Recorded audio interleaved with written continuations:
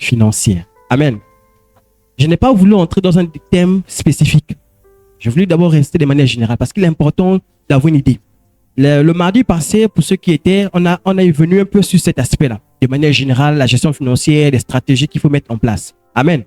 Mais je suis venu sur certains aspects que beaucoup dans les églises n'appliquent pas et qui, en fait, les détruisent eux-mêmes. Amen. Voilà pourquoi la Bible dit, mon peuple périt parce qu'il lui manque la connaissance. Il lui manque la connaissance. Si on savait que le monde des ténèbres était comment, Jésus commence à changer notre comportement. Si on savait, ça dit parce qu'aujourd'hui nous marchons par la foi, on ne voit pas. C'est la foi qui nous permet de dire aujourd'hui, ah, l'enfer existe, ah, le paradis existe. Amen. Sur les témoignages des autres. Mais ça vient parce qu'on a vraiment, on est marché, on a fait une discipline dans notre vie. Donc la gestion financière. Comme j'ai essayé un peu de mettre cette image, pourquoi? Parce qu'elle nous montre beaucoup de choses. Vous avez vu, il y a l'ordinateur, il y a les stylos, il y en a mis les courbes qui montent, qui descendent, qui montent, qui descendent. Dans la gestion financière, effectivement, il y a des étapes. Elle ne se fait pas directement d'un coup. Amen. Parfois, on l'encourageait à faire des formations pour mieux gérer. Comme aujourd'hui, on a enseigné pour avoir une certaine connaissance dans la manière de gérer nos finances. C'est-à-dire, il faut avoir un certain minimum de connaissances. Voilà pourquoi vous allez voir la dernière fois le mardi ce qui était. On est parti sur une base de 50, 30, 20. Pourquoi? Et on a dit dans la partie 20, il y avait ce qu'on appelait la sémence. La sémence, c'était quoi? J'investis j'investis dans ce qu'on appelle la formation, dans la progression intellectuelle, s'il faut dire comme ça. Amen. Ça veut dire quoi? Ça veut dire que si je n'ai pas les connaissances dans certains domaines, mais comme j'ai envie d'arriver à ce domaine, pour arriver, il faut bien que je fasse quoi? Je prenne le temps d'être informé dans ce domaine-là. Ça passe, on comprend un peu. Je m'explique. Si j'ai du mal à faire certains calcul le temps pour moi, par rapport à mon argent, parce que parfois c'est difficile. Mais pour faire les calculs par rapport à mon argent, il me faut apprendre à calculer. Ou au moins à utiliser ce qu'on appelle une calculatrice. Ça passe, on comprend un peu. À défaut, pour ceux qui vont développer au fur et à mesure, ils peuvent se servir de l'ordinateur, ils peuvent se servir d'autres choses, d'autres outils. Mais ça, c'est en fonction de la volonté de tout un chacun. Amen. Voilà pourquoi on encourage l'Église à rentrer dans ce qu'on appelle des formations. Quand on a encore du temps, de temps en temps, je peux demander une formation en fonction d'un besoin. Vous savez, nous, on fait les formations seulement en fonction du besoin du monde. On ne fait pas les fonctions en fonction du besoin de Dieu. Ce qui est un peu dommage. Voilà pourquoi on encourage l'Église à aller dans les formations pour non seulement se nourrir spirituellement, mais également pour progresser dans la société. Amen. Voilà pourquoi il faut faire attention au type de formation, parce qu'il y en a plein dans tous les domaines. On va t'emmener dans une formation, je ne sais pas, j'ai pas d'exemple en tête, mais on va t'amener dans le type de formation qui n'ont pas de sens, qui ne sont pas utiles. Amen. Voilà pourquoi la Bible nous dit, tout est permis, mais tout n'est pas utile. Tout est permis, mais tout n'édifie pas. Amen. Donc, la Bible a beaucoup de choses à dire sur la gestion financière. Pour ceux qui aident de l'emprunt, on va en parler déjà. Parce que des gens ont de l'argent ou bien des gens ont des besoins, mais ils veulent faire des emprunts, n'est-ce pas? Qu'est-ce que la Bible nous dit par rapport à cela? La Bible déjà déconseille fortement d'emprunter. Ah oui. On va lire dans Proverbe 6. Bon, j'ai mis beaucoup de textes un peu fusionnés. J'ai pris des petites parties des séquences. Donc, vous pouvez lire après. Dans Proverbe 6, 20, 22, 26, on a pris quelques textes. On a dit, le riche domine sur les. Le riche domine sur les. Est-ce qu'on ne le voit pas? On ne le voit pas. Vous ne remarquez pas que les riches dans ce monde ont tendance à dominer ceux qui sont pauvres. Quand tu n'as pas les parents, tu n'as pas d'argent pour miser quelque part, même quand tu as un problème. Le riche, parfois, domine sur toi. Et c'est une réalité dans ce monde. Ah oui. D'autres choses, c'est quoi? Et celui qui emprunte est quoi? L'esclave de celui qui... Quand tu pars prendre de l'argent sur quelqu'un, en fait, tu deviens esclave de cette personne. Ah oui, moi j'ai vu, j'ai écouté. Vraiment, j'ai pris le Seigneur, j'ai jamais tombé dedans. Tu vois, j'ai pris le Seigneur que vous ne soyez pas aussi dedans. Si vous êtes dedans, sortez au nom de Jésus-Christ. Tu vois, quelqu'un, il a son salaire, sa carte bancaire ne l'appartient plus. Ça appartient déjà à quelqu'un d'autre. Et quand la personne part prendre l'argent, c'est la personne maintenant qui te paye. C'est-à-dire c'est ton argent, elle paye, elle fait le retrait. Si c'est 500 000, elle retire les 500 000. Quand elle arrive, elle dit, bon, comme j'ai pitié de toi, il faut que tu manges, tu nourrisses un peu la famille, tiens 100 000. J'ai encore mon argent dedans. Parce que tu allais faire des emprunts. Et vous savez la vie de quelqu'un qui fait des emprunts, en fait, pourquoi on dit l'esclave? Parce qu'il va aller d'emprunt en emprunt. Et le petit emprunt qu'il avait eu à faire va augmenter, jusqu'à ce moment où ça va devenir débordé. Et c'est pour ça que vous voyez certains, tellement ils doivent, qu'est-ce qu'ils font? il se suicide, lui et sa famille. Ah oui, j'ai écouté des histoires comme ça. Lui et sa famille, ils se suicident. Pourquoi? Parce que les dettes sont telles qu'il n'arrive plus à vivre. Vous voyez quelqu'un qui vit avec cachetterie. C'est-à-dire que tu es disant, oh, il est encore là. Oh. Dites, je ne suis pas là. Non. L'enfant de Dieu doit sortir de ça. Voilà pourquoi la Bible dit, quand tu as reçu Jésus-Christ, il t'a franchi. Il te libère de ça. Amen. Il ne faut pas que tu sois un enfant de Dieu chrétien et tu es dans les dettes. C'est-à-dire que même les païens m'ont dit, regarde-moi le chrétien. Mais ma boule, il me doit, hein. Je vais venir prendre la télé chez lui. J'arrive prendre ma télévision. Oui, tu as ta télévision que tu as mis chez toi. Il vient récupérer. Parce que tu es esclave. Il te dit, maman, quand tu me dois, hein, ça je prends juste comme ça. Pourtant, on a même dépassé même la valeur depuis. Mais comme il y avait un marché que vous êtes entendu sur affaire d'argent, lui, il a récupéré la télé. Il va dire, non, la télé, là, représente seulement 10 000. Sur les 100 000 que tu m'as pris. Tu me dois encore. Quand un jour ça pique, il vient prendre le fauteuil. Il part. Quand un jour ça pique, il vient me prendre. Et c'est il y a comme ça que d'autres ont même vendu leurs femmes, leurs enfants. Et ça se passe dans certains pays. Dans certains endroits où vraiment la vie est tellement difficile, la cherté tellement, vraiment tellement présente. Les gens vendent même juste à leurs enfants. C'est-à-dire que les enfants deviennent esclaves d'un monsieur. Voilà pourquoi ce texte qu'on nous dit là n'est pas à prendre à la légère. L'enfant de Dieu doit tout faire pour ne pas demeurer dans les dettes. S'il n'y a pas, viens voir les frères. Si le frère se dit il n'y a pas, va voir notre frère. Dis frère, je n'ai rien à manger. Et si notre frère te dit tiens, il y a les feuilles de manioc, viens manger. Ne dis pas non, moi je veux manger le hamburger. Non, c'est pas comme ça. L'autre a dit chez moi il n'y a que les feuilles de manioc. Mange les feuilles de manioc avec l'autre. Amen. Et c'est ça l'enfant de Dieu. Parce qu'aujourd'hui, beaucoup des enfants de Dieu sont rentrés dans ces choses-là. Ou bien, avant qu'ils connaissent le Seigneur, ils étaient dans ces choses-là. Voilà pourquoi quand tu rencontres Dieu, en fait, Dieu vient t'aider. En fait, Dieu vient te libérer de ces choses. Et c'est la grâce que nous avons. Beaucoup n'ont pas la grâce que nous avons comme nous avons avec Dieu. Dieu te dit non, moi je veux que tu sors de là. Je ne veux pas que tu demeures là. Voilà pourquoi vous allez voir. Nous, en tant que pasteurs, si nous prospérons, voilà, vous voyez la sagesse, hein? Les pasteurs vont prospérer parce qu'ils ne sont pas dans les dettes. Mais toi, membre de l'église, tu es dans les dettes. Est-ce que c'est bien? Mais c'est normal. Voilà pourquoi on vous donne la sagesse. Pour dire, frères et sœurs en Christ, évitez les emprunts. Quand tu prends un emprunt, sois sûr de pouvoir le rembourser. Sois sûr des moyens. Vous savez, quelqu'un ne travaille pas, mais pas prendre les emprunts. Je n'ai jamais compris ça. Tu n'as pas un revenu, mais tu peux prendre des emprunts. Est-ce que c'est logique? Je ne sais pas. Ne peut prendre les emprunts que celui qui sait qu'à la fin du mois, il a un revenu qui peut couvrir l'emprunt qu'il allait prendre. Si dans le cas contraire, l'emprunt ne peut pas couvrir, tu ne peux pas prendre. Amen.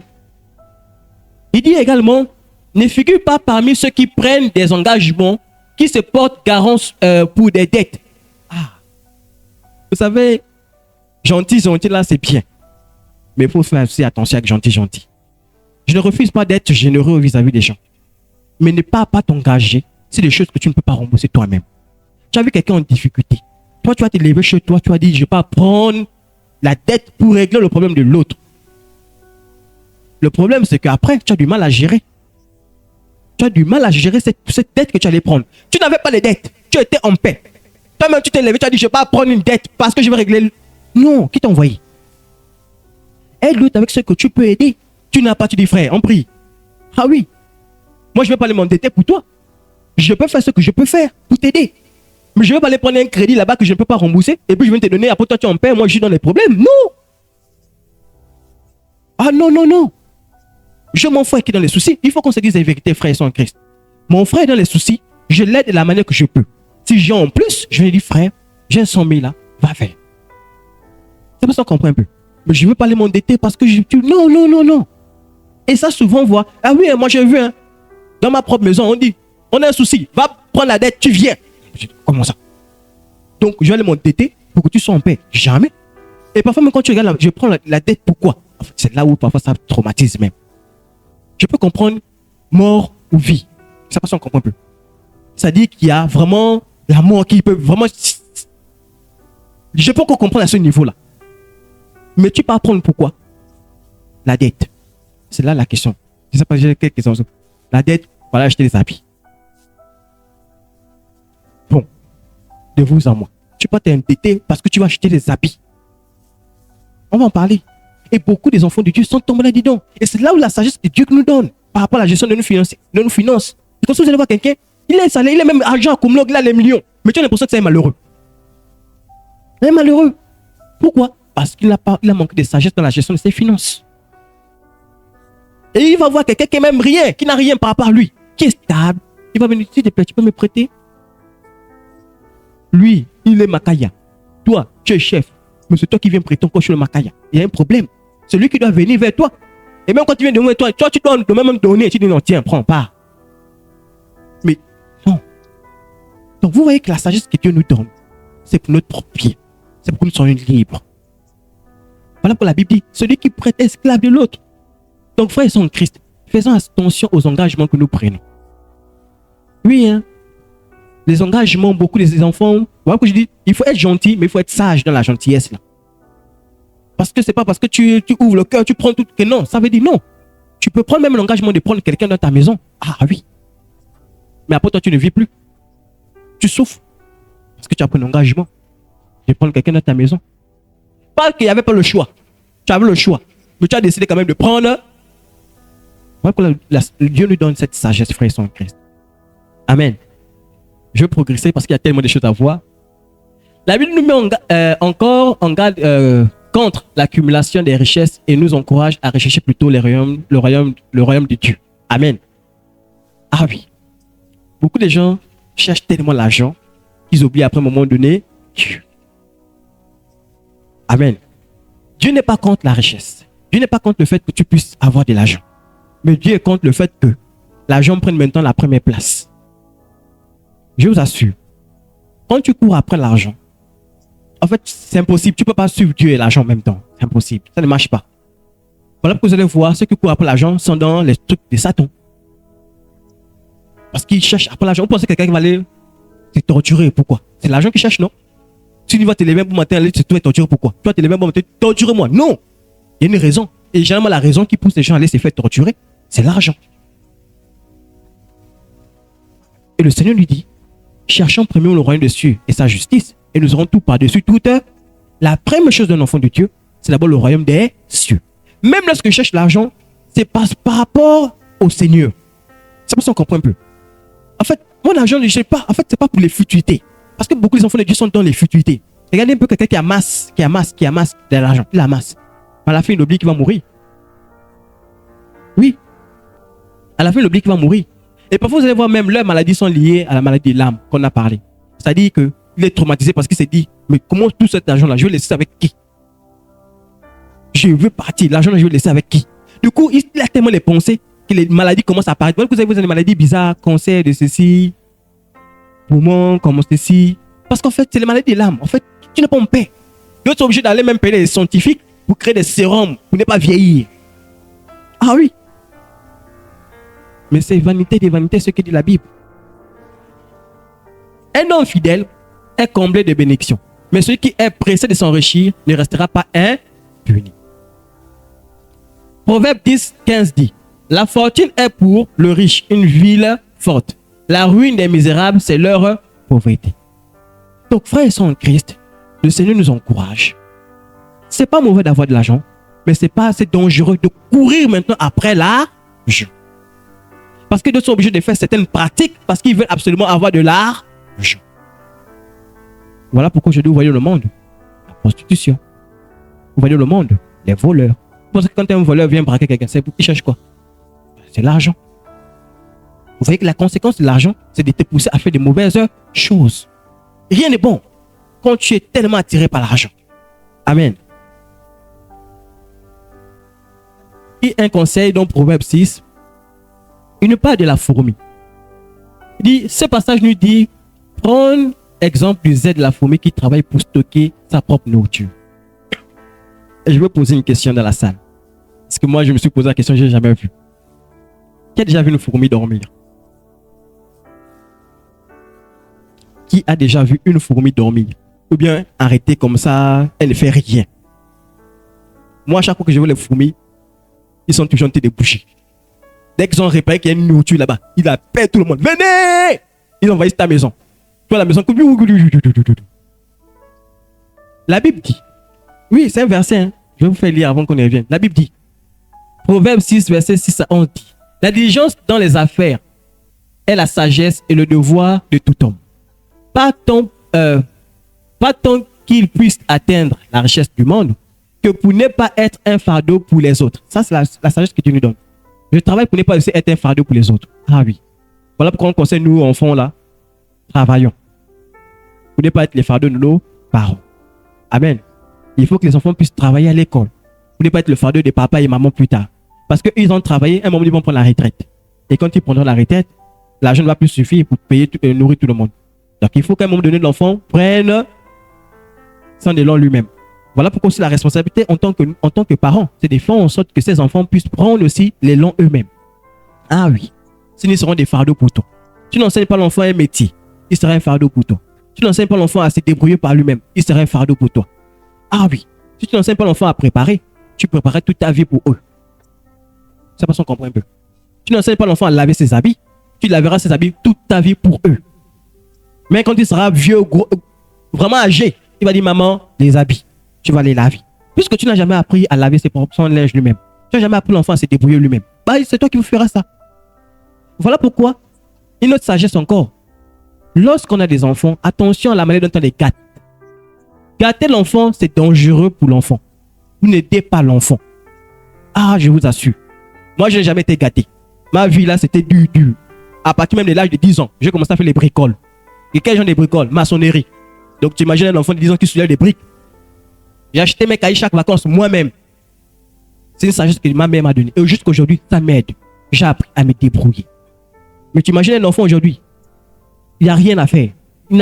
Aujourd'hui, vous voyez le chômeur qu'il y en a en ce moment-là. Tu as les diplômes, mais tu es assis à la maison. Tu fais quoi? Mais comment tu n'as pas appris à te débrouiller? La suite, c'est quoi? Tu auras envie de dormir, attendre. Parce qu'on ne t'a pas appris ça. Voilà pourquoi, à un moment donné, en tant que parent, tu prends un moment, tu cherches un endroit. Moi, j'aime bien les envoyer chez les Libanais, là. Allez, va travailler un peu. Ah oui. Et même quand on paye, tu ne le payes. L'argent revient chez moi. J'attrape. Si tu remets, il va aller faire le désordre avec. Tu donnes, moi-même, je vais l'acheter, les choses de l'école, tout, les habits, comme il se doit. C'est une sagesse. Et vous comprenez que cet enfant-là, quand il va grandir avec ça, il va apprendre que si c'est tout son, il va dire non, moi, un jour, je suis allé travailler là-bas, j'ai gagné de l'argent. Ça me permettait de vivre. Bah, je vais faire ainsi. C'est une sagesse. Amen. Donc, les fourmis sont plus assidues que les hommes, comme on peut dire, des femmes paresseuses. Oui, frère, sans Christ. Tu penses à l'argent, mais tu ne penses pas à travailler. Parce que c'est normal. Il n'y a pas de sens. Tu penses à l'argent, mais tu n'as pas de stratégie. Voilà pourquoi nous, on va développer avec vous des stratégies. C'est-à-dire, tu n'as pas un emploi. Nous, on veut qu'avant, tu aies quelque chose à faire. Ah oui. Dans notre église, on ne veut pas avoir quelqu'un qui dise, non, moi, je suis à la maison, je ne fais rien. Non, c'est comme ça. Non, on ne veut pas ça. On veut que tout le monde puisse travailler. Pour appliquer ce verset que je dis, il ne faut pas être le fardeau des autres. Ah oui. On va aider. On peut aider au début, mais après, à un moment donné, tu dois prendre ton envol. Pas jusqu'à la fin, on va rester là, non, 2 ans, 3 ans, je ne travaille pas. Comment ça? Non, va vendre des gâteaux. Oui. On prend un fût, comment on appelle, un fût, on coupe, on met le bois, on dit, allez, fais la braise, les gens vont venir acheter. Ah oui. On prie le Seigneur, Seigneur, pardon, on voit les clients. Ah oui. Au lieu de rester là assis, il dit, frère, bon, j'ai pour le taxi. Non, comment? Tu es en âge de travailler. Travaille. Cherche quelque chose. Ah oui, c'est ça le problème. Quand je ne fais rien, mais je serai obligé de chercher le taxi pour venir à l'église. Mais si je travaille, j'aurai l'argent du taxi. Amen. Donc, vraiment, c'est une sagesse. Il nous met aussi en garde de ne pas dormir quand nous pourrions faire quelque chose d'utile. Un paresseux est une personne qui préfère se reposer plutôt que de travailler. Sa fin est assurée. La pauvreté et le besoin. Sa vie là, la pauvreté va le guetter. Il aura toujours besoin de quelque chose. Ah oui. Jamais il aura dit, bon, j'ai besoin de ça, j'achète. Il ne pourra pas. Il dira seulement, ah, mais là j'ai besoin d'une paire de chaussures. Je fais comment? Mais là j'ai besoin des unités. Je fais comment? C'est ça le besoin. C'est-à-dire, comme tu ne travailles pas, tu n'as rien. Voilà pourquoi à un moment donné, parfois je suis un peu étonné de voir certains élèves, même avec les gros téléphones. Mais ils font comment pour avoir des unités? Voilà pourquoi je dis parents. Donnons la sagesse à nos enfants. Donnons l'intelligence à nos enfants. Nous, parents, on a déjà une certaine, moi je peux dire, tu as une certaine connaissance du monde. Tu sais ce qui se passe. Voilà pourquoi quand tu as ça, tu préserves tes enfants. Mais ne préserve pas les enfants dès qu'ils atteignent l'âge de 10 ans. Non, c'est trop tard. Non, je vous assure. L'enfant n'éduque pas à 10 ans. Parce que j'ai vu certains parents, non, elle est encore petite. Erreur. Erreur. Tu dis elle est encore petite, c'est l'erreur que tu as commis. Il est encore petit, c'est l'erreur que tu as commis. On ne dit pas l'enfant il est encore petit. L'enfant, c'est dès qu'il est petit là, qu'on donne la discipline. Ah oui.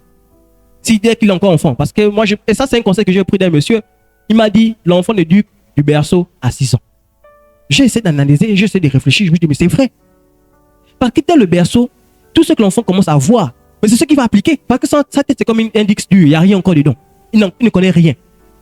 Au fur et à mesure qu'il va faire grandir, il va enregistrer. Il y a des choses qu'il va prendre, il va dire, non, ça là, c'est un principe dans ma vie. Ah oui, hein? Dès qu'un enfant a capté un principe dans sa vie, tu vas l'enlever ça comment? Il y en a que le Seigneur. En Chine, nous assure, les enfants sont comme ça. Ah oui, hein? Des pays des autres, les enfants sont disciplinés. C'est vrai qu'à un moment de ça revient un peu comme la prison. Mais eux, c'est comme ça qu'ils ont dit. Dès un certain âge, donc du berceau jusqu'à 18 ans, l'enfant doit suivre un programme d'éducation suivi. L'Internet, là. Ah oui.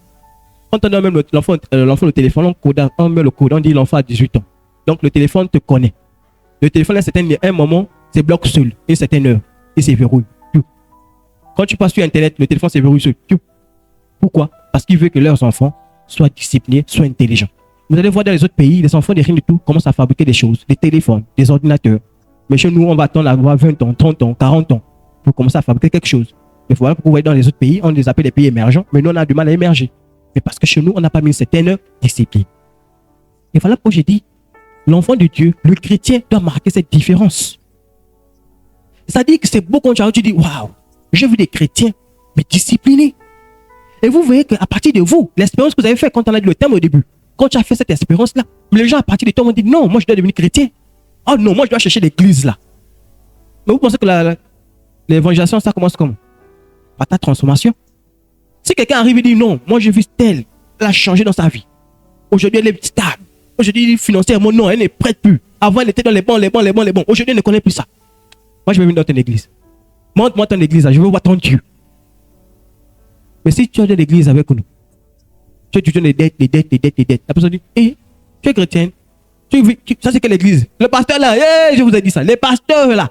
Comme j'ai écouté dans le bus, j'avais même honte, je me suis caché.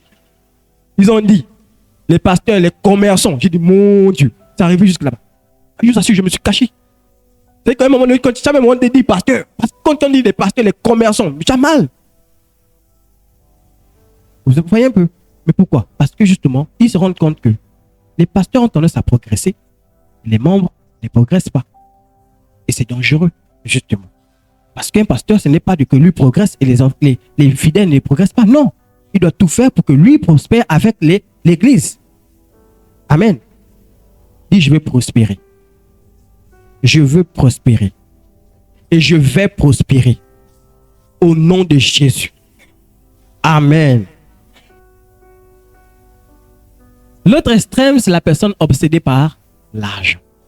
Ah oui. Je vous donne encore un petit témoignage. Moi-même, j'ai vu. Vous avez dans les dessins, souvent, quand quelqu'un est tonné, ou bien dans ses yeux, quand il est épaté par quelque chose. Qu'est-ce qu'on montre souvent? Dans les yeux. Les étoiles, non? Ah. Je pensais que c'était seulement dans les dessins qu'on pouvait voir ça. J'ai vu. Avec quelqu'un. Dès qu'il a vu l'argent, les yeux ont brillé. Il dit, mon Dieu!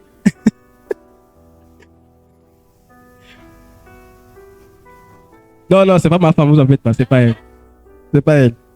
Non, mais je vous assure, j'étais étonné ce jour. J'ai dit, attends, c'est possible? Comment quelqu'un peut être vraiment... C'est-à-dire que l'attitude de la personne a changé dès qu'elle a vu l'argent. Je dis, oh mon Dieu, qu'est-ce qui se passe?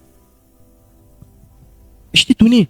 Et c'est comme ça que vous comprenez que les gens parfois tuent les autres à cause de ce petit argent. Ah oui. À cause de 10 000, quelqu'un a tué l'autre. 10 000. Pourquoi? Parce qu'il est tellement attaché à l'argent. Il est tellement amoureux de l'argent. Ecclésiaste 5, 10 dit, celui qui aime l'argent n'est pas rassasié par l'argent. Et celui qui aime les richesses n'en profite pas. C'est encore là une vanité. Tu cours après l'argent. C'est bien, mais tu ne vas jamais être rassasié. Voilà que vous allez voir, quelqu'un m'a dit, l'année là, il est millionnaire. L'année prochaine, il est milliardaire. Mais tu es milliardaire. En fait, c'est comme ça qu'eux, ils prospèrent. C'est ça. Mais à la fin, on dit quoi? Tu ne vas pas profiter de cet argent. Ce que j'ai dit au début. Et après, c'est vanité des vanités. Parce qu'après avoir cherché tout l'argent, l'enfer t'attend. Tu pars. Ah oui, on a montré le riche et Lazare. On a dit que le riche s'est retrouvé où? En enfer, non? Lazare, c'est pas pour dire qu'il faut rester pauvre. Hein. Parce que souvent, certains étudient ces versets-là pour dire, vous là, restez pauvre. Parce que vous allez aller au ciel. Amen. Amen. Voilà. Il faut travailler, il faut avoir l'argent. C'est bien. Le problème, c'est ça là. Quand tu deviens maintenant obsédé par l'argent. Vous connaissez quand on dit le mot obsédé, non? C'est quelqu'un qui ne peut plus changer. Ça dit sa mentalité là. En fait, il y a un problème. C'est qu'il lui court après l'argent. Là-bas. Dès qu'il dit, on va gagner là. C'est là où vous voyez certains rentrent dans des politiques bizarres pour aller escroquer, voler. Parce qu'ils sont tellement obsédés par l'argent. Il ne faut pas que ça soit notre cas. Donc, vraiment, dans la gestion financière, il y a des limites que l'enfant de Dieu ne doit pas tomber. Comme on l'a dit aussi, il ne faut pas tomber dans l'avarice. Ah oui. Parce que beaucoup de personnes tombent dans l'avarice. Tu as tellement d'argent, pourquoi tu ne partages pas avec l'autre? Tu n'as pas de besoin, tu n'as pas de soucis. Mais partage avec un frère qui en a besoin. Tu vois un frère qui se marie, il dit frère, je vais t'acheter 2 marmites. Là, je t'achète. Tu vois un frère qui va aller, tu as la pause. Mais quelqu'un a la possibilité. Et c'est là où ça m'énerve, c'est surtout toujours dans les décès. La personne avant était malade, avait besoin d'être soignée. On n'agit pas. On ne fait rien. Mais une fois que la personne part, mais tu vois les millions qui tombent. Je dis, mais attends, pour faire le cercueil là, c'est les millions qui tombent comme ça. Pourquoi? Et on en reviendra dans les enseignements. On va en parler. Voilà pourquoi je dis, si aujourd'hui je vous écoute, quand je vous regarde, vous êtes en train de dire, vous acquiescez de la tête, ça c'est vrai. Mais il ne faut pas que vous soyez ceux-là qui font la même chose encore après. Parce que vous acquiescez en ce moment en disant, oui, je comprends. Mais demain, j'arrive, on voit un chrétien, chef les dons. Non. Aujourd'hui, le problème, voilà pourquoi Dieu a dit, quand la jeune a dit non, donnez à César ce qui est à César, à Dieu ce qui est à Dieu. L'argent, c'est pour le monde. Ça nous aide parce que nous sommes dans le monde. Voilà pourquoi Jésus a dit, Seigneur, je ne te demande pas de les enlever, mais préserve-les du monde. On est dans le monde, forcément, on aura besoin. Tu auras besoin de manger. Tu vas forcément l'utiliser.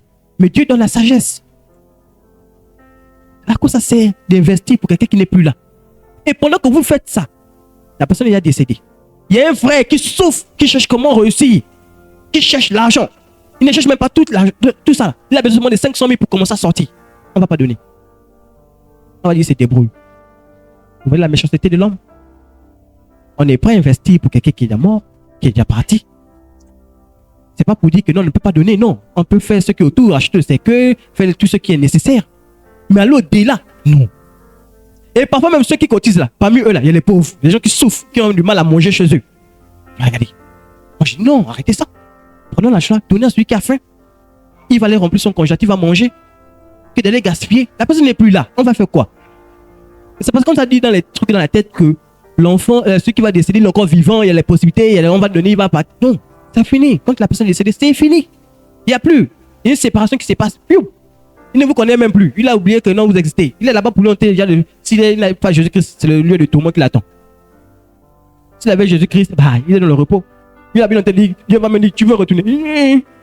Tous ceux qui ont témoigné qui sont allés au paradis, on dit, il ne veut plus revenir. Oui, je vous assure. Même moi, si je pars, je ne vais pas dire, je reviens à cause de ma femme. Le diable va se débrouiller. Je vous dis la vérité. Bon, il ne faut pas qu'elle dise, oh. Amen. Mais c'est une vérité, frère et sœurs en Christ. Quand les gens seront au ciel, tu pars avant l'autre. Tu diras, je n'ai plus envie de revenir. Parce que là-bas, tu as le cœur là. Il n'y a plus le stress qu'on a ici. Il n'y a plus. Les angoisses qu'on a ici là. C'est que chaque matin, tu dis, je veux manger quoi? Je vous dis la vérité. Vous, parents, vous réfléchissez le matin, quand vous dites, tu vas manger comment? Surtout nous, les hommes, les maris là. Tu as tendance à penser au futur. Mais mes enfants, la maison, on va faire comment? Ah oui. Tu commences à réfléchir. Mais là-bas, il n'y a plus ça. Tu sais que ton lendemain est assuré déjà jusqu'à.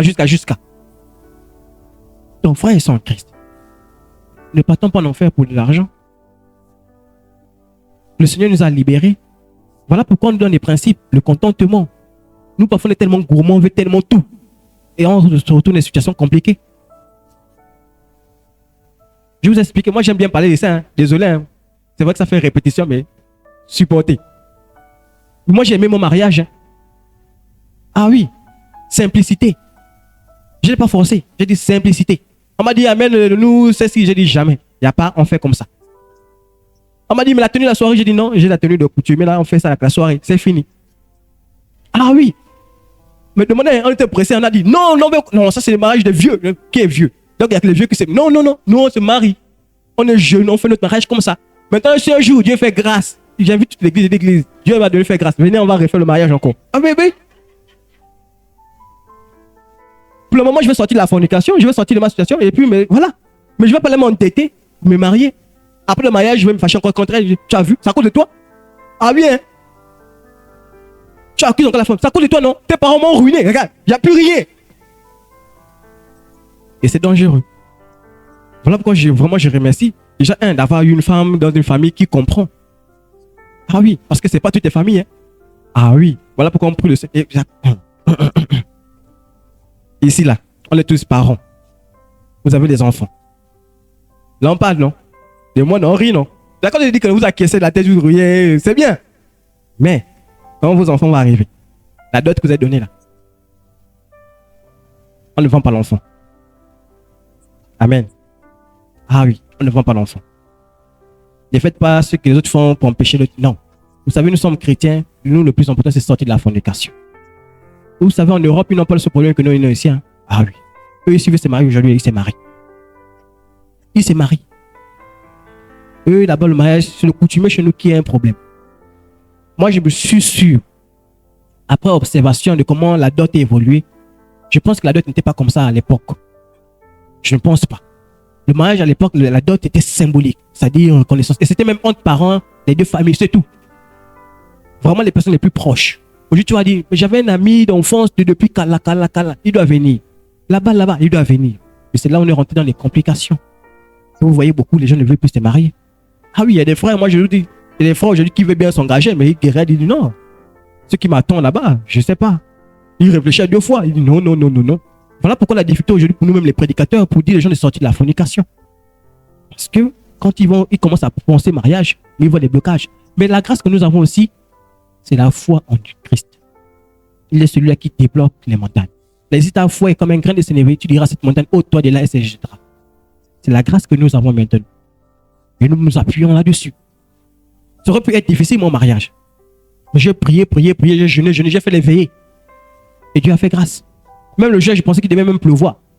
J'ai prié, Seigneur, pas de pluie. Parce que je vous assure, je n'ai pas pris la salle. C'était pas le poussière comme ça. Donc imagine plutôt, tout est gaspillé. On a dit, Seigneur, pardon, pas la pluie.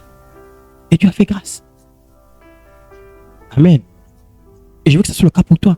Voilà pourquoi je dis, nous qui sommes parents, nous qui avons des enfants, mais soyons sages à ce niveau. Mais si nos parents disent non, tu as souffert avec ma fille, comment ça? C'est normal, c'est un enfant, lui aussi il a souffert. Les parents ont souffert avec lui, non?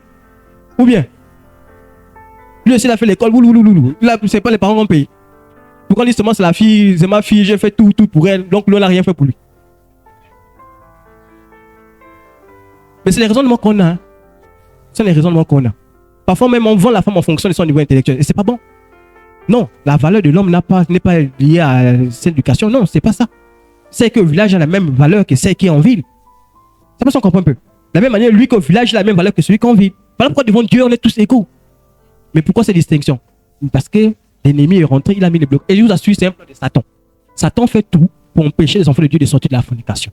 Lui, il met les blocages. Et si tu n'as pas compris ça, on dira là, tu ne vas pas te marier, tu vas rester. Et c'est comme ça que vous voyez les frères et les sœurs, jamais. Mais tout peut commencer à changer à partir de nous. On a compris, on a reçu la sagesse, on change ça. Les sœurs en Christ, attention. On a dit gestion finance. Ne cherche pas le frère à aller prendre une robe de 10 millions. Robe blanche, c'est pas mauvais. Moi, j'ai vu des gens qui se marient à la mairie avec leur tenue comme ça. Ils partent à la mairie, ils disent merci, monsieur, et c'est fini. Le contentement. Amen. Ok, c'est une parenthèse. 1 Timothée 6, verset 6 à 11 dit, c'est en effet une grande source de gain, la piété avec le contentement, car nous n'avons rien apporté dans le monde. Et il est évident que nous n'en pouvons rien, non? Qui est venu avec une voiture ici? Qui est venu avec une maison? Mais quand tu vas retourner, il n'y aura aucune maison, aucune voiture. Tu retourneras comme ça. Donc pourquoi te battre pour les choses de la terre? Tu n'es pas venu avec ça. Amen. On a progressé au fur et à mesure pour les avoir, non? Mais on va aussi partir et ils vont rester. Et parfois même quand tu vas partir là, les gens vont se battre derrière pour ça. Ah oui, hein? Vous comprenez l'héritage que les gens commencent à faire la guerre. Boum, les familles se déchirent. Oui, c'est plus mon frère. Non. Laisse avoir la parenté à côté. Ça, c'est pour moi. Est-ce que c'est pour vous? Vous avez travaillé ça où? C'est quelqu'un qui a laissé. Et c'est comme ça que vous voyez même là. Vous voyez que là, même la loi est rentrée dedans. Parce que la femme maintenant du mari était attaquée. On l'opprimait par l'autre famille. Voilà pourquoi j'ai dit, frères et sœurs en Christ. Ce que tu ne veux pas qu'on fasse à l'autre, ne le fais pas. Amen. Et ça, c'est une sagesse que on doit avoir, nous, ici. Voilà pourquoi, sinon, on change ça. Mais lui, à côté, va vouloir faire, il va dire, non, moi, je ne peux pas, parce que l'autre, on ne fait pas ça. Mais nous, parfois, chrétiens, des dons, on train de dire, non, c'est qui? Va chez tes parents. Non, on ne fait pas ça. Toi aussi, un jour, on va te prendre, on va dire, va chez tes parents. Si donc nous avons la nourriture et le vêtement, c'est là nous. Si tu as déjà ça, c'est nécessaire en fait. C'est-à-dire que l'enfant de Dieu cherche le nécessaire. Dès que j'ai ça, c'est suffisant. Mais tu vas chercher le délat, tu vas chercher ce qu'il ne faut pas. Non. Et c'est pour ça qu'on rentre dans les problèmes, parce qu'on veut avoir forcément tout. Non. Si j'ai mon téléphone, je peux appeler quelqu'un, c'est suffisant. Tu vas avoir forcément le téléphone comme l'autre a eu. Non. Ne tombe pas dans ce piège. L'autre, tu ne connais pas par quoi il est passé pour avoir ça. Ou bien tu ne connais pas la grâce qu'il a eue dans sa vie. Donc, ne tombe pas dedans. Toi, commence par là où tu es et cherche à sortir progressive. Il y a des gens qui ont commencé pauvres, je vous assure, ils n'avaient rien. Mais par leur acharnement à travailler, ils ont réussi à sortir. Mais nous, on ne veut pas faire comme le monde, on veut faire comme Dieu veut. Amen. Mais ceux qui veulent s'enrichir tombent dans la tentation, et dans beaucoup de désirs insensés et pernicieux qui plongent les hommes dans la ruine et dans la perdition. Ceux qui veulent s'enrichir n'importe comment, la tentation elle est grande. Parce que je dis que non, on va te proposer des choses pour dire, mon frère, puisque tu as envie de t'enrichir, tu vois qu'on va te faire quoi? On te fait des propositions? Non. Tu as envie de devenir chef? Non. Tu as envie de commander? Non. Bah viens, chez nous tu pourras être chef. Voilà. Ah, ils sont clairs, hein. Tu dis, c'est là. Mais madame, tu veux aller en France? Mais alors, tu sais ce qu'il faut faire? Ah oui. Et c'est pour ça que beaucoup de jeunes filles, on écoutait, moi je pense que ici tout le monde est quand même à l'info, les partis pour retard. Tout ce qui s'est passé à Dubaï. Ah oui, mais c'est comment? Mais c'est parce qu'on cherche absolument à briller dans ce monde. Mais quand tu cherches à briller dans ce monde, mais Satan lui ne cherche qu'à te ridiculiser. Ah oui. Vous voyez les stars, vous pensez que les stars qui chantent dans vous pensez qu'elles sont arrivées là? Non, ils souffrent. Ils ont dû faire des choses pour arriver là où ils sont. Mais regardez nos jeunes enfants là, bêtes, maboules. Ils se disent que non, ils sont arrivés là parce qu'ils... Non. Ce monde-là appartient à qui? À Satan. Pour être célèbre dans ce monde-là, Satan va te dire, mon frère, viens. Voilà pourquoi si tu n'as pas la grâce de Dieu pour te propulser, soit c'est Dieu, soit c'est Satan. Il n'y a pas de choix. Quand tu es célèbre dans ce monde-là, on commence à te voir. Ils vont se rapprocher de toi. Ils vont dire, mon petit, c'est quoi? Jeune fille, tu veux briller? Ah, viens. Voilà pourquoi vous allez voir un artiste qui met longtemps dans le monde. Il a traversé forcément. Là, on est dans cette sagesse. L'amour de l'argent, c'est ça là qui pousse les gens dans ces choses. L'amour de l'argent. Amen. Plutôt que de vouloir amasser des richesses pour nous-mêmes, le modèle biblique est de donner et non de recevoir. Ah oui. Ce que je disais que l'enfant de Dieu doit apprendre aussi à donner. Je vois un jeune garçon de l'église qui a du mal à venir, je donne le taxi, tiens, va à l'église. Est-ce que c'est mauvais? Non. Vous savez, je n'ai même pas voulu mettre une image où on met les billets. Je dis non, même 100 francs. Il y a beaucoup. Je vois un frère qui est en difficulté, qui a du mal à manger. Voilà pourquoi on a dit quoi?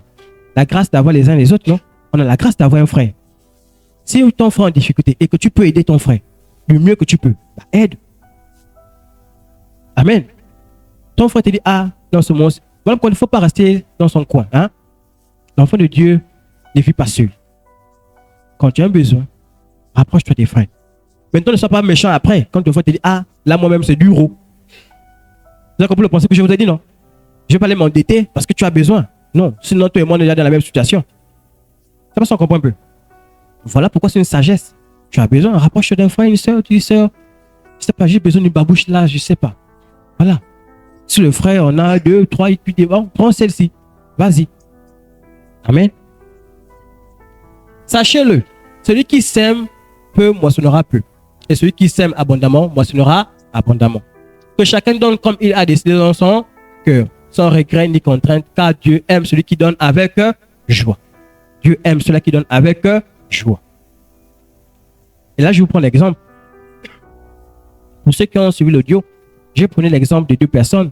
Cette maman qui avait son argent, qui est venue donner l'offrande à l'église. Et quand elle donne l'offrande à l'église, elle donne 100 francs. Je prends l'exemple comme ça. Elle donne 100 francs. Pendant que les autres viennent donner les 10 millions, 10 000. Je sais que c'est en présent, dit non. En fait, cette dame-là, elle a donné plus que vous. Même si vous avez donné les millions, mais elle, ce qu'elle a donné là, c'est ce qu'elle a, c'est les bons. Elle n'a pas d'autre chose. C'est ce qu'elle a. Elle est venue donner pour le Seigneur. Elle donne avec joie. Vous, quand vous donnez parce que, bon, c'est ce qu'on voit, quoi. Bon, j'ai tellement, bon, ça, j'ai pu donner, tiens. En fait, quand tu vois les preuves lorsque tu donnes par rapport à l'autre, il dit non, celle-là a donné avec beaucoup plus d'épreuves que toi. Toi, dans ton cœur, tu donnes seulement parce que c'est là. Tu ne vois pas le besoin direct. Mais dis-moi, frère, soeur, tu es dans la tête, tu sens que là, tu n'as rien à manger. Quelqu'un vient te dire, frère, pardon, donne-moi 1000 francs. Tu regardes tes 1000 francs, tu dis, mais ça, là, je peux manger le soir avec mes enfants. Je vais te donner ça au frère. Tu commences à réfléchir. Le cœur chauffe. Tu dis, mon Dieu, même 1000 francs. Mais c'est pas que tu n'as pas envie de donner, mais tu sens que là, 1000 francs. Mais si tu arrives à donner, là, tu sens que tu es passé par une étape. Mais quand tu donnes, il ne faut pas dire, oh, je vais venir encore me prendre mes 1000 francs. Non, on ne fait pas ça. Amen. On ne fait pas ça. Si tu sens que tu peux donner, donne. Tu sens que tu ne peux pas, et donne. C'est tout, mon frère. Non, on ne va pas te juger parce que tu n'as pas donné. Non. Ça se reprend un peu. Je n'ai pas sur le moment, je ne peux pas. Je n'ai pas la foi que si je te donne là, je vais trouver quelque chose à manger. Je n'ai pas. Donc, je ne peux pas te donner. Mais si tu sens que tu donnes, bah donne directement. Amen. Ah oui. Il ne faut pas donner, tu nourris les pensées. Donc, Dieu dit, tu as gratté la bénédiction qui était prévue. Tu as tout gaspillé. Ah oui. Quand tu donnes comme ça, Dieu dit, tu as gaspillé la bénédiction. S'il y avait une bénédiction qui était rattachée à cet instant-là, la bénédiction gâtée. Parfois, c'est sur les épreuves que Dieu nous tend. Je veux dire, mais il faut être sage. Maintenant, ça ne veut pas dire que va te ruiner et puis tu donnes, après tu dis, bon, j'ai donné pour... Non, non. Je veux dire, c'est une sagesse et c'est une foi. Amen. Et l'autre personne, c'était qui? Ananias et Saphira. Voilà un couple qui sont allés vendre leur terrain. Ils ont vendu leur terrain, je prends l'exemple bête, à 1 million. C'est bon?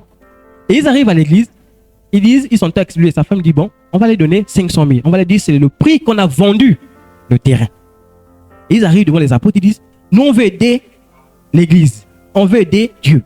On a vendu notre terrain, on a vendu ça à 500 000, tenez. L'apôtre Pierre regarde, dit, non, frère, je vous ai dit que comme l'homme de Dieu est rempli du Saint-Esprit, tu peux faire tout, il saura.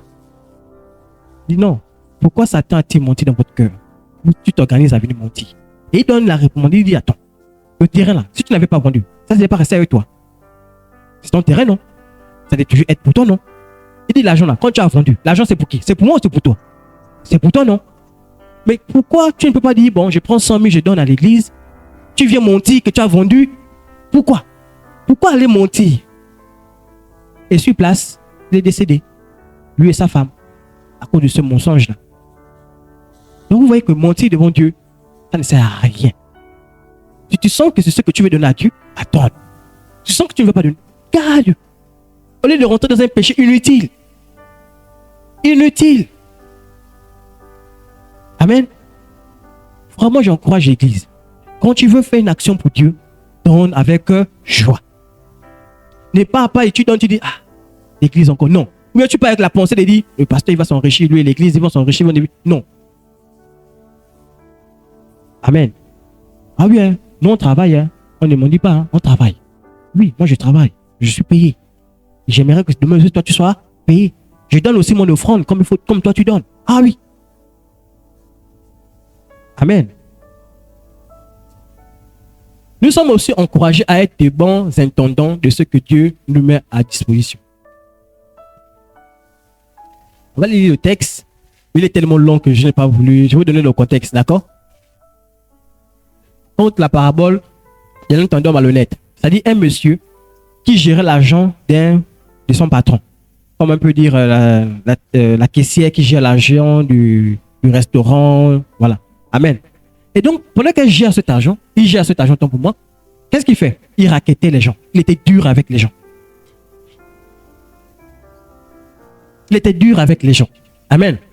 Et au verset 11, on nous dit quoi? En fait, pour l'histoire, la morale de l'histoire, on nous dit quoi? au verset 11 donc, de ce texte-là. Si donc vous n'avez pas été fidèle dans les richesses injustes, qui vous confiera les biens véritables? Vous et moi. Tu as vu quelqu'un, lui quand il a son argent, il n'arrive pas à bien gérer. Tu peux venir donner à cette personne encore ton argent, ou bien ton magasin. Hein? Même si tu es bien intentionné. Je ne peux pas donner ma gestion à quelqu'un que j'ai vu qui gère mal. Non. On est d'accord, non? Je ne peux pas. La Bible dit, si nous, dans cette terre-là, on gère mal les biens de cette terre-là, Dieu va nous donner les bonnes choses. Dieu peut te donner l'église gère. Non. Pardon. Dieu, quand tu as du mal à gérer même ta propre situation, il ne te donne pas de gérer son église. Il dit non. Tu as les problèmes dans ta situation, tu vas même les problèmes dans l'église. Et c'est là où vous voyez les églises battent avec problème. Parce que justement, les gens n'ont pas su gérer. Et il dit même encore dans sa parole. Je pense qu'on en reviendra. Si quelqu'un ne peut pas gérer sa propre famille, est-ce qu'il peut gérer l'église? Voilà pourquoi je dis même souvent, moi je suis même prêt à être, si on m'envoie à l'éducation, à dire, c'est vrai que ça a dur. Parce que je veux amener je veux venir en tant que chrétien. C'est-à-dire que les enseignants aujourd'hui, moi en tant que ministre de l'éducation, bon, c'est pas une publicité pour dire que je veux être ministre. C'est-à-dire, en tant que ministre, c'est-à-dire que je vais imposer à ceux que les enseignants recrutés soient non seulement mariés et qui gèrent bien leur famille. Ah, je vous assure. Parce qu'aujourd'hui, les enseignants sont responsables de l'échec de beaucoup d'enfants. Je ne dis pas parce que moi-même j'ai observé, je vois. J'ai été enseignant, j'ai vu comment certains gèrent les établissements. Beaucoup sont responsables de l'échec de beaucoup d'enfants. C'est-à-dire que l'enfant peut être là, tu penses que l'enfant est nul, il est bête. Entends, l'enfant n'est pas aidé par l'enseignant. Tu imagines un enseignant qui est censé motiver, en fait, que le motivateur de l'enfant va plutôt insulter l'enfant. Puis tu es bête. Non, on ne dit pas à l'enfant, tu es bête. C'est pas ça qu'on comprend un peu. Ah oui, une parole seulement donnée à un enfant, c'est fini. Tu détruis totalement cet enfant. Aujourd'hui, quand je suis en téléphone, certains élèves me disent non, je déteste tel enseignant. En fait, il déteste la matière parce qu'il associe la matière à l'an. Il dit non, moi je ne peux plus faire les mathématiques. Je dis à cause de quoi? Oh non, depuis que je fais les mathématiques avec tel enseignant, ça ne marche plus. Je dis comment ça? Je dis non. Et quand je prends l'enfant, j'ai tenu l'enfant, on a travaillé. L'enfant ne voulait pas faire les essais scientifiques. Aujourd'hui, l'enfant fait les essais scientifiques. Je dis, ben, qu'est-ce qui manquait? Parce que aussi après ça, j'ai aussi usé une stratégie. C'est-à-dire travailler avec l'enfant, parler avec l'enfant, échanger. Faire en sorte que l'enfant puisse aimer la matière. Amen. Donc vous comprenez que même nous aussi, là où nous sommes, le domaine où nous nous trouvons, je ne sais pas où tu te trouves. Tu t'es à l'hôpital. Les gens peuvent avoir envie d'aller à l'hôpital à cause de toi. C'est que la personne cherche même à dire, il n'y a pas un problème, tu as un problème, allons vite à l'hôpital. Parce qu'il sait que non, il y a une personne qui ressort toujours bien là-bas. Mais quand on arrive chez toi à l'hôpital, attendez là, j'arrive. Est-ce qu'on fait comme ça? Non. L'enfant de Dieu, c'est pas ça. L'enfant de Dieu, c'est l'accueil. L'enfant de Dieu, c'est l'amour. Ah oui. Parce qu'il y a beaucoup de gens qui arrivent à l'hôpital avec les problèmes. Mais t'as l'accueil à toi là. Je veux dire que le mot de l'âme, non. T'as l'accueil à toi, guérir son cœur. Et il est restauré. C'est-à-dire qu'il arrive à l'hôpital, il retourne, il est guéri. Non, ça va déjà. Il est guéri. Pourquoi? Parce qu'il a été bien reçu. On a bien parlé. Mais c'est fini. Mais quelqu'un vient te rencontrer. Retourne frustré. Change. Amen. Non, ça ne doit pas être notre cas. Tu es un enfant de Dieu, quelqu'un vient pour un service chez toi, et la personne retourne embêtée, c'est un problème. Ça ne doit pas être notre cas. Amen. Donc vraiment, c'est un peu ce comportement-là. Et ce monsieur, pour corriger justement l'erreur, il a vu qu'on devait le licencier parce que le chef a remarqué qu'il faisait mal le travail. Il a dit non, je vais te chasser. Je te donne dans 2 jours là, tu vas partir. Il a dit, il a une sagesse, il a dit, si on me chasse, je vais devenir quoi? Moi, j'ai vécu ma vie dans l'argent, travaillant l'argent. Je ne l'ai pas vécu comme les autres en train de travailler. J'ai une sagesse. Qu'est-ce qu'il fait? Je veux prendre l'argent, j'en ai de nouveaux gens. Il dit, toi là, tu as besoin de combien pour travailler? Comme c'était les banquiers là, les gens qui font un peu l'argent. Tu as besoin de combien? Tu as besoin de 10 000. Bon, je te donne 100 000. Pas, tu règles ton problème. Tu as compris? Toi, tu as besoin de combien? 5 000. Bon, je te donne 50 000. Vas-y. Il a fait comme ça. Et c'est comme ça que l'information est remontée maintenant à son chef. Le chef a dit, je serai plus dur avec toi parce que tu as été gentil avec les autres. C'est pour ça qu'on comprend bien la logique. C'est-à-dire, quand tu es bien, Dieu voit ton amour par rapport aux autres. Dieu te récompense. Vraiment, vous avez remarqué, il y a certaines personnes, vous avez remarqué, c'est difficile de les voir dans les difficultés terribles. Parce que tellement ils sont toujours là pour les autres, Dieu bénit. Dieu bénit. Dieu multiplie. Parce que Dieu voit leur attachement pour les autres. Dieu voit qu'ils sont toujours disponibles pour les autres. Mais Dieu bénit derrière. Parce que Dieu a besoin de lui pour bénir d'autres personnes encore. Mais donc Dieu ne fait que bénir. Quand vous allez voir quelqu'un, il était machin, il aidait les gens un peu. Dieu ne fait que bénir. Au fur et à mesure, il ne fait que grandir. Il prospère. Pourquoi? La grâce de Dieu. Parce que Dieu regarde son cœur. Amen. Nous avons aussi la responsabilité de pouvoir aux besoins de notre foyer, comme nous le rappelle 1 Timothée 5, verset 8 qui dit: si quelqu'un ne peut pas prendre soin des siens, et en particulier les membres de sa famille proche, il a régné la foi et il est pire qu'un incroyant. Amen. L'argent qu'on a, tu prends l'argent, c'est pour toi-même. Tu ne penses pas à ta femme. Tu ne penses pas à tes enfants. Même à tes parents, parfois tu ne penses même pas à eux. C'est pour toi. Ton argent, c'est pour toi. La Bible dit méchant. Si tu es chrétien, la Bible te dit tu es méchant. Ah oui, là je vous dis la vérité. Tu es méchant. Tu ne peux pas prendre la fille de quelqu'un, tu mets dans la maison, tu ne nourris pas après. Tu es méchant. Tu ne peux pas avoir un enfant. Tu as l'argent. Tu peux faire tes courses, tes achats. L'enfant est habillé avec les habits déchirés. Tu es content. Méchant. Amen. Beaucoup de chrétiens sont comme ça. Son argent, c'est pour lui-même. Il ne connaît pas les autres. Non. Ta gestion financière, tu la gères avec les membres de ta famille. Tu ne peux pas prendre l'argent et tu gères. Non. Voilà pourquoi on dit la Bible est sage quand la Bible dit: frère, marie-toi à une seule femme. Sœur, marie-toi à un seul mari. C'est sage, hein? Tu as un peu. Tu vas aller te chercher encore les problèmes. Ça passe, on comprend un peu. Tu as un peu. Tu peux chercher les problèmes. Par contre, quand vous voyez la parole de Dieu qui nous interpelle, non seulement nous interpelle pour notre salut, mais nous interpelle aussi pour vivre bien. Je vous ai raconté l'histoire comme moi j'étais encore jeune. Quand j'étais jeune, le fait de courir après les femmes, à un moment donné, tu as une copine là-bas, une copine là-bas, une copine là-bas, une copine là-bas. Mais tu es obligé de vivre caché. Et ça, tu as une vie comme ça, tu es esclave. Ah oui, tu es esclave. Tu n'es pas libre. Ou bien une jeune fille, tu as un copain là-bas. Tu fais comment? Tu es obligé de dire: bon, je dors, hein? Après, que Dieu nous délivre. Amen. La vie comme ça n'est pas bonne. Et la Bible dit: celui qui détruit le corps de Dieu sera détruit. Ce corps, nous devons prendre soin. Tu prends le corps là, tu fais de n'importe quoi avec, Dieu t'attend. Je te donne un corps. Là où j'ai mis le mot responsabilité. On est responsable de notre corps. On est responsable de tout ce que nous faisons. Personne ne va échapper. Ah oui.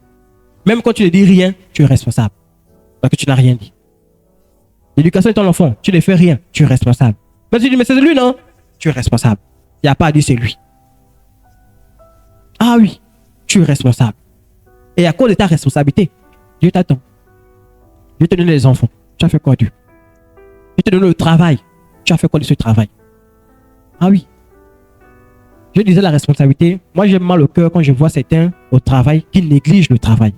C'est-à-dire, les installations qui sont tellement sensibles que tu ne prends pas soin et que par ta négligence, une structure ferme parce que tu étais négligent sur un équipement.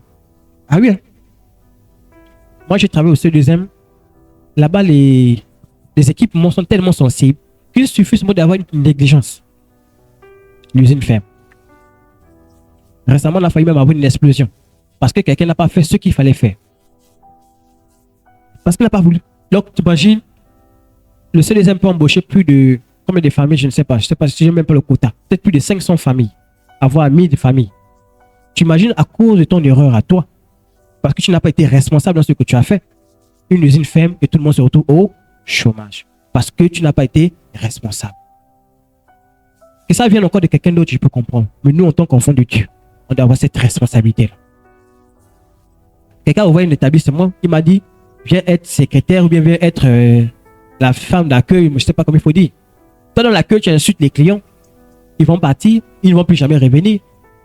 Ils seront obligés de fermer parce qu'il n'y a plus le revenu. Ah oui, hein, dans le monde des affaires, on va me parler de tout ça là.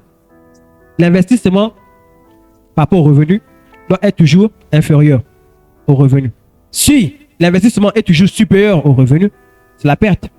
Tu tournes à vide. Tu ne fais pas un profit. Et souvent, c'est eux qui investissent, ils partent prendre des bons dans les banques. Et je vous ai dit que celui qui prête est esclave de eux. Donc, il doit rembourser cet argent-là. Et s'il n'arrive pas à rembourser à cause de toi, tu vois un peu. Tu vas dire, bon, c'est pas de ma faute, hein. Une usine, c'était une usine façon. Non, tu es responsable. Amen. Donc, pour résumer, que dit la Bible dans la gestion des finances? La réponse peut être résumée en un seul mot. La sagesse. Quand je gère mon argent, Dieu t'appelle à être sage. Mais je dis encore, pas la sagesse du monde. Parce que le monde aussi a une sagesse. Ah oui. Il y a des gens qui disent, chez nous, la sagesse, dans notre monde, chez nous, on ne donne pas l'argent aux femmes. C'est ça, sagesse. Mais toi, dis, chez nous, c'est comme ceci, c'est comme ça. Mais Dieu dit, la sagesse selon sa parole. Et c'est ce que nous avons vu. Amen. Il dit, nous devons gérer notre argent avec sagesse. Faire des économies sans devenir, comment? C'est-à-dire devenir quelqu'un maintenant qui cherche à grossir les sommes. Non. Le dépenser avec comment? Discrétion et retenue. Il ne faut pas venir, bon, j'ai acheté, ou bien comme dans certaines églises, déjà, les millions, allez. Non. On ne fait pas ça. Tu veux donner pour Dieu discrétion. Voilà pourquoi j'aime le geste que certains font. C'est pas mauvais. C'est un geste parce que tu veux monter la discrétion. Mais si tu as mis 100 000, discrétion. Nous, ça ne monte pas. On n'est pas venu faire la publicité. Bon, tel a donné tant, tel n'a jamais donné. Pourquoi? Parce que chez nous, c'est la discrétion. On continue. Le rendre au Seigneur avec joie et esprit de... Et nous en servir pour aider les... Mais avec comment? Discerne... Ce que je disais. Ne pas aider parce que tu veux aider. On aide si on a les moyens d'aider. Ou bien si on sent que le Seigneur nous demande d'aider. Amen. Et sous la direction de l'esprit de... Il n'y a pas de mal à être riche, mais l'amour de l'argent est un... Il n'y a pas de mal à être pauvre. Bon, c'est vrai que là c'est difficile. Hein? Amen. Parce que souvent quand tu dis ça, quelqu'un dit, être pauvre. Comment? Mais gaspiller notre argent pour des choses futiles, c'est-à-dire, ta situation, tu n'es pas si riche comme les autres. Amen. Parce que souvent d'autres rentrent dans ce qu'on appelle les complexes. C'est-à-dire qu'ils sont bloqués. Oh non, moi je suis pauvre, je ne peux pas. Non. La situation actuelle ne sera pas forcément ta situation de demain. Amen. Voilà pourquoi en tant qu'église, on va travailler ensemble pour changer ça. Si tu ne fais rien, on va trouver comment faire pour que tu puisses faire quelque chose. On va venir sur les enseignements de les projets. On continue. La Bible appelle constamment à la sagesse dans la gestion de l'argent. Amen. De tout ce qu'on a parlé, peut-être il y a des choses que j'ai eu à dire où tu te sens interpellé. Peut-être il y a des choses où tu ne te sens pas interpellé. Peut-être que tu n'es pas dans ce domaine. Peut-être il y a aussi des choses que j'ai dit peut-être de manière un peu grossière. Mais je t'encourage simplement à comprendre ce que la parole de Dieu dit. Amen. Dieu veut que tu gères mieux tes finances. Dieu veut que tu sortes de là où tu es. Dieu veut que tu sois prospère. Amen. Mais pour ça, il ne peut pas faire tant que tu n'as pas pris le choix de sortir de là. Tant que tu n'as pas pris le choix de prendre la sagesse de Dieu. Amen. Alors j'aimerais qu'ensemble on se mette à prier. Déjà dans ton cœur, tu demandes pardon à Dieu. Peut-être que tu avais une mauvaise gestion de l'argent. Et c'est l'occasion de te présenter de demander pardon.